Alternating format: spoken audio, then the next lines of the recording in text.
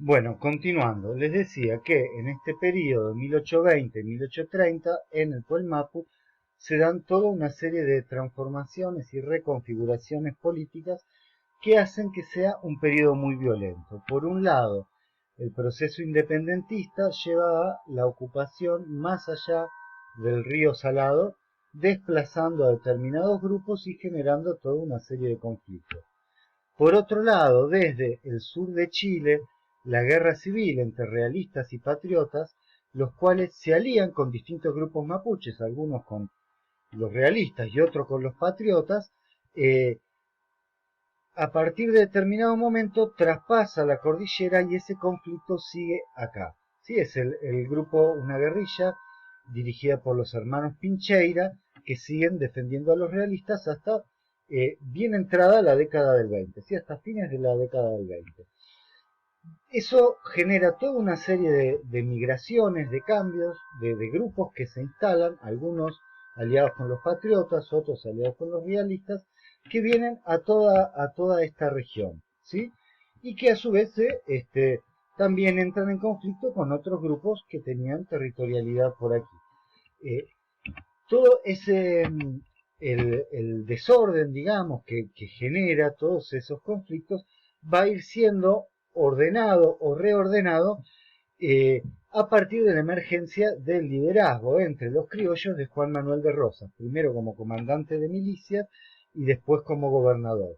Eh, este proceso de reordenamiento que va a llevar adelante Rosas va a tener como el punto álgido en sus campañas militares de los años 1833 y 1834, pero en realidad en muchos momentos más, ya que va a haber muchas campañas muy violentas aparte contra determinados grupos indígenas, que van a estar eh, organizadas alrededor de una categorización que hace Rosas entre indios amigos, que a los que considera aliados, que incluso forman parte de sus tropas y a los cuales les da diferentes bienes, fundamentalmente animales, pero también otro tipo de regalos, aliados a los cuales no va a subordinar militarmente, pero que también van a colaborar con él, y enemigos a los cuales va a tratar de destruir.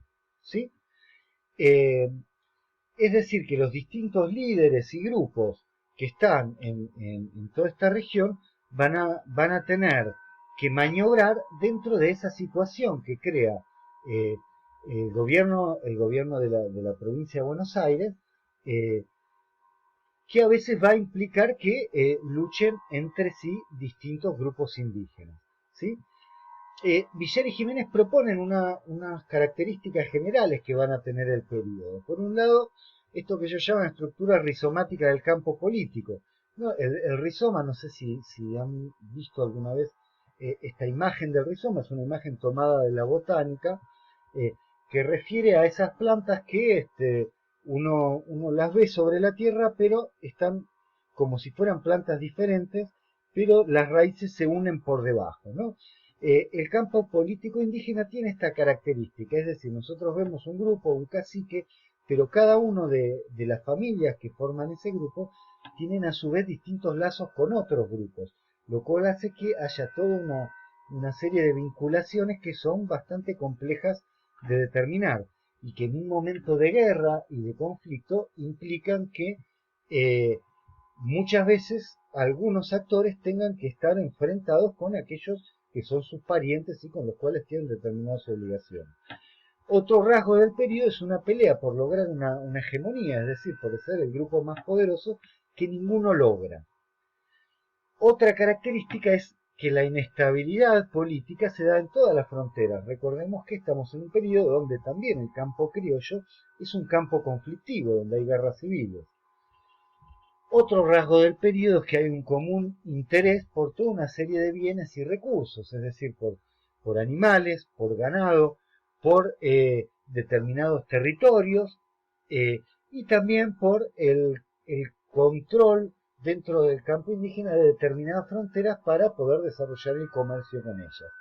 Y la imposibilidad que encuentra cada uno de imponerse a los demás. En ese contexto, los autores van siguiendo a un conjunto de caciques que no son todos los caciques del periodo, sino que algunos que ellos seleccionan como para ver cómo hicieron para maniobrar dentro de este contexto que estoy describiendo, ¿sí? Eh, Mencionan también, yo no voy a profundizar en eso para no hacerlo más largo, en qué características tienen esos cacicazgos indígenas, ¿sí? Qué tipo de líderes son, si son jefes eh, capaces de redistribuir entre sus seguidores, jefes con mucho poder, capaz de castigarlos también, o si por el contrario son líderes que fundamentalmente dependen de aquellos que sus seguidores quieran hacer. No vamos a entrar mucho en esa discusión, pero la dejo mencionada y la vamos a retomar un poquito dentro de un par de clases. Estos líderes que él sigue son cuatro: Cañuquir, Venancio, Imelín y Rondeau. Cañuquir, Imelín y Rondeau son caciques boroganos, es decir, originarios de por aquí, y son parte de esos caciques que migraron a las Pampas en el contexto de la guerra civil en el sur de Chile, ¿sí? Los boroganos apoyaban al bando realista. Venancio, que es Venancio Coihuepam, también migró a las Pampas en ese mismo contexto, solo que apoyando a los patriotas y asociado con un grupo de militares patriotas chilenos que finalmente se instalaron en las Pampas, ¿sí? Estos tres líderes, no voy a describir en detalle, pues ustedes lo van a leer en el artículo, la trayectoria de cada uno, pero los tres terminan asesinados al tratar de maniobrar dentro de esa situación de caos cuyos rasgos describimos recién. En muchos casos mueren, en algunos de los casos bien mueren asesinados por otros líderes indígenas, aliados o no con los criollos. La misma situación los obliga, por ejemplo, a Venancio a enfrentarse con otros líderes indígenas y finalmente eso termina en una rebelión dentro de su propio grupo en el cual es asesinado. Melín y Rondeau son caciques boroganos que son asesinados por Calfucurá, quien es convocado a pelear contra Rosas y finalmente se arrepienten y Calfucurá decide en venganza asesinarlos. Cañuquir, por otro lado, es otro líder borogano, aliado de estos dos, pero que trata de tomar una posición más ambigua frente a los cristianos, pues no quiere enfrentarse con otros grupos indígenas, resultado de lo cual termina siendo asesinado por Venancio y por tropas de Bahía Blanca. En esta situación de esta situación es la que emerge el liderazgo de Calfucurá y el grupo Yaimache o Salinero que él conduce y que no existía previamente. ¿Cómo explican los autores la emergencia de Calfucurá? Por un lado, tenemos que posar un poco la vista en las comunidades, es decir, en los grupos, las familias que siguen a estos caciques, algunas de las cuales son originarias de esta región pampeana y otras son recientemente migradas de Chile por este proceso de migración relacionado con la guerra-muerte que yo les comentaba, o por haberse visto, en el caso de los pampeanos, haberse visto desplazados como resultado de la expansión hacia el sur de la frontera. Eh, lo que se dan entonces en este momento es, por un lado, migraciones, en el caso de los que vienen de Chile, circulación, grupos que van cambiando de lugar, y pases entre grupos. Con pases nos vamos a referir a una familia o un individuo que pertenece a un grupo y después pasa a pertenecer al otro. Lo cual puede ser algo voluntario o puede ser algo forzado, como resultado de una cautividad. Cuando un grupo derrota a otro, las familias son apropiadas como cautivos e incorporados al grupo que lo derrotó.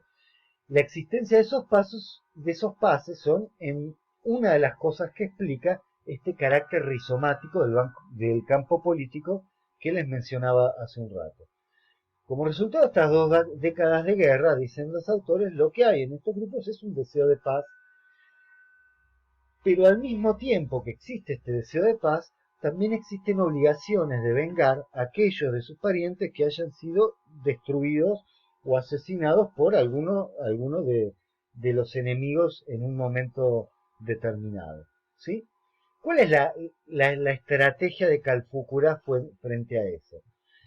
Lo que los autores dicen, Villar y Jiménez, es que Calfucurá, que es uno de estos caciques que están circulando en estos territorios, participando de las distintas guerras y conflictos, es que Calfucurá decide cambiar la lógica política a partir de la cual se acumula el poder. Por un lado decide no vengarse de aquellos con los que tiene deudas de sangre. Por el contrario, dice que trata de defender una suerte de ideología de la paz. ¿Sí? Es decir, propone el perdón a sus enemigos. Después de haber derrotado a buena parte de sus enemigos, propone y hace un uso diferente de lo que los autores llaman fuentes de poder, que está tomado de otro autor que se llama Mann. Fuentes de poder son militar, una ideológica, económica y política. En este marco de violencia, la fuente de poder militar era la más importante. Calfucurá de algún modo cambia el orden de importancia de estas fuentes de poder, dándole una importancia especial al poder ideológico y al poder económico, que ahora vamos a ver cómo llega a eso. Fundamentalmente con un discurso que tiene que ver con esta ideología de la paz y con enfatizar determinados aspectos que están también en digamos, en las propias prácticas mapuches, que tienen que ver con la convivialidad. Es decir, la convivialidad son todas, eh, digamos, son todo un conjunto de prácticas que son valoradas como positivas en una sociedad determinada en un momento determinado. Eh, en este caso estamos hablando de costumbres que tienen que ver con el compartir determinados alimentos, con determinados tipos de relaciones eh, entre las personas, con el modo de, de, de, de celebrar determinadas fechas religiosas. Calfucurá va a usar todos esos aspectos para tratar de atraer a todos esos fragmentos de sociedades, de grupos, destruidos como resultado de ese periodo de violencia que estábamos describiendo. Y el otro elemento que va a tomar Calfucurá es buscar un acuerdo con Rosas como indio aliado, lo cual le va a permitir el acceso por medio de la diplomacia a toda una serie de recursos por medio de raciones, que ya vamos a profundizar más en un par de clases, que le permiten tener muchos bienes para distribuir entre sus aliados. Como resultado de eso, es decir, como resultado de cambiar la lógica eh, militar y política del periodo, Calfucurá forma alrededor suyo un nuevo grupo eh, que va a ser el grupo de los salineros, el cual Calfucurá va a conducir como lonco, como cacique, durante 40 años hasta su muerte en 1873, y que incluso va a tener continuidad después de su muerte en sus hijos hasta el momento de las campañas de expansión sobre las Pampas y la Patagonia.